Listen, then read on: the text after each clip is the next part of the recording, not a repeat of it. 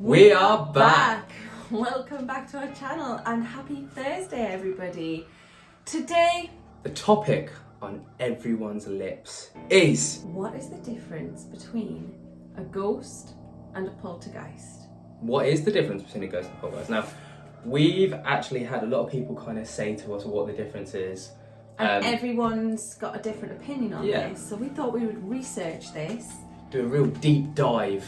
But we thought we'd really dig deep to try and find out what the actual difference between a poltergeist and a ghost is. It was very interesting, to say the least. We learned a lot.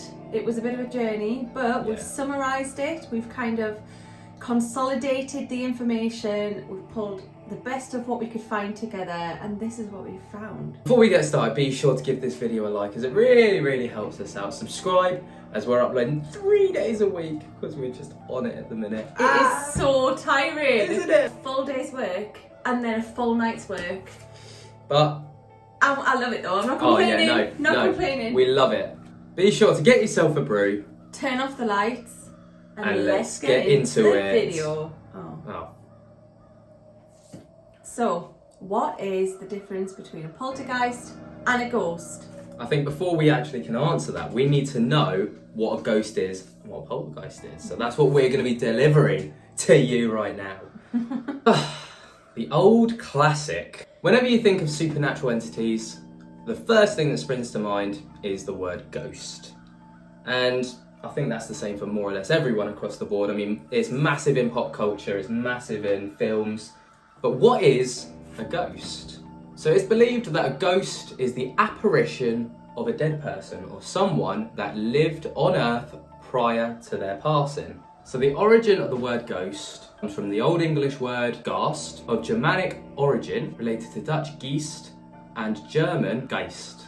Which will be a word that you'll be familiar with because of the term poltergeist. Yes. Poltergeist is thought to be a supernatural being supposedly responsible for physical disturbances, as well as other things like changes in atmospheric temperatures and smells that emanate from nowhere. What is the meaning of the word poltergeist? Well, the word polter is a noun, a German noun, that means to make noise. And Geist is the German word for ghost. So a poltergeist simply translates as a noisy ghost. How interesting is that? So ghost-like activity is typically described as a haunting. A haunt is typically residual energy left over from life that plays over and over like a videotape. It can't break through into physical realm, but it can make noise and create smells. So poltergeist activity is typically known as a disturbance as opposed to a haunting. It's viewed as this as it's known that there's definite interaction happening. It can environmentally influence things like temperature changes, people being affected, physically through harm and emotionally. And it's best described as active energy that can cause physical disturbances. The ghosts are typically linked to their places of death or places where they had negative experiences during life. Now, you hear quite a lot about this with regards to ghosts and spirits, like the White Lady, who's typically seen in a white wedding dress. So this would go back to, again, where we mentioned how it's almost like a replay of residual energy. They are reliving over and over again, like a video, their negative experience because they weren't able to get closure in life. So where ghosts are thought to be confined to specific locations, reliving an event over and over again, that's absolutely not thought to be the case when it comes to poltergeists. It's actually thought that poltergeists are attached to people or objects, which is crazy. Isn't it? It is thought that ghosts are not typically dangerous, and this is thought because ghosts cannot actually cross over into the physical realm. Whereas poltergeists are said to be able to do this with ease, and actually this is all that they do. It's widely documented that the term poltergeist originated in the 1800s when there was quite a spike in spiritualism. The current thing that we noticed when we were researching the difference between ghosts and poltergeists is that it's widely believed that poltergeists build up their energy over a period of time. They'll come to a peak in an event, expel all of their energy and then die down for a while in order to regain their energy. And it's also thought that they feed off energy especially from females or those who've had to deal with quite severe trauma and things like PTSD. There are also theories that people can cause poltergeist activity themselves, and this can be caused through their own emotions, trauma, and negativity. So, what do you guys think? Do you think that a poltergeist is an energy that was already there and feeds from somebody? Or do you think a poltergeist can almost be created from the energy of somebody? And that's freaked me out though, Ben. That sort of idea has freaked me out. Well, yeah, like, think of the things in our house. I blame you. It's in writing that this is your fault. To summarise, poltergeists will and can move and influence physical objects. Ghosts can simply show themselves. Paranormal investigators say that it's not just as black and white as this though, and they say that there can be many crossovers between the two, between a ghost and a poltergeist. It's even theorised by some that a poltergeist was never actually a living being. For all the word poltergeist means noisy ghost, and a ghost by definition is a spirit that once lived on this earth. Many people...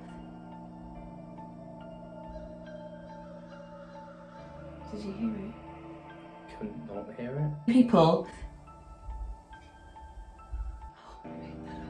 So do I. Many people believe that a poltergeist is a being that has never resided on this earth anyway. It's simply a conjuring of energy that's negative, powerful, and can do harm. That you can't even see. That's actually terrifying. So guys, based off the information that we've given you, but with the differences between a poltergeist and a ghost, what do you think our issue is? What do you think that we've got going on in our home? Do you think it's a poltergeist? Or do you think it's just a ghost? Do you know the differences, and do you have any more information about the differences? If you do, please leave a comment. Have you experienced poltergeist activity yourself? Have you seen a ghost? Do you agree with these things that we've come up with? Do you think you might have seen a ghost that has been able to move things, or a poltergeist that hasn't?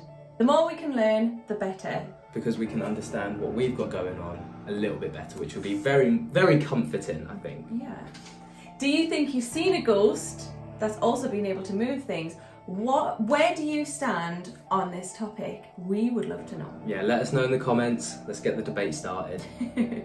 So, thank you so much for watching again. We've loved getting to know a little bit more about ghosts and poltergeists, so we really hope that you have too. If there are any more topics that you'd like us to cover, be sure to let us know down below. We've got a massive list based off of last week's feedback, so even more would be greatly appreciated. Absolutely. Come and find us on our social medias. They are all linked in the down bar. It's at Lainey and Ben. We don't know where it pops up still, so just have it. I think it's like that. Probably is. And if you enjoyed this video, please give it a thumbs up. If you haven't subscribed already, we would love it if you would. Come and be part of the cool club. Definitely. And we upload every Tuesday, which is a bit more of a reaction video. Thursday's an informative video like this, and Sunday is just anything. Spooky Sunday. Yeah, that's just basically anything paranormal, because we've got some weird shit going on in our house. So all that's left to say is thank you so much for watching, you little gems, you. We hope you've enjoyed. And peace.